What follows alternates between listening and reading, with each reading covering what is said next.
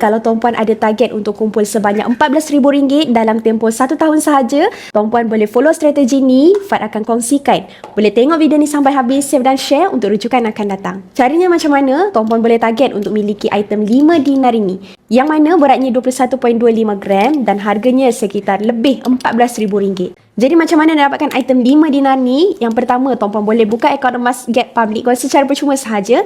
Link ada dekat bio. Kemudian, tuan-puan konsisten simpan sebanyak 1.7 gram emas setiap bulan. Selepas 12 bulan, total simpanan emas tuan-puan dah capai 21.25 gram, iaitu berat untuk 5 dinar emas ni. Daripada total simpanan emas dalam akaun emas Gap tu, kita boleh request untuk fizicalkan dalam item 5 dinar emas ni dan simpan sendiri dalam tangan. Alhamdulillah, tanpa sedar dalam masa 1 tahun sahaja, tuan-puan dah berjaya kumpul lebih RM14,000. Jika tuan-puan tengok graf kenaikan harga emas dalam tempoh 1 tahun sahaja, untuk tahun 2025 tahun lepas, harga emas telah meningkat sebanyak 50% dalam tempoh 1 tahun sahaja. Jadi tak mustahil nilai 5 dinar emas ni selepas 1 tahun, nilainya akan meningkat lebih RM15,000. Jadi bagi tuan-puan yang memang ada matlamat untuk capai RM14,000 dalam tempoh 1 tahun sahaja, jom mulakan sekarang. Tuan-puan boleh rujuk pin video dekat profil Fad atau terus saja klik link di bio, nanti Fad akan bantu tuan-puan dengan sebaiknya.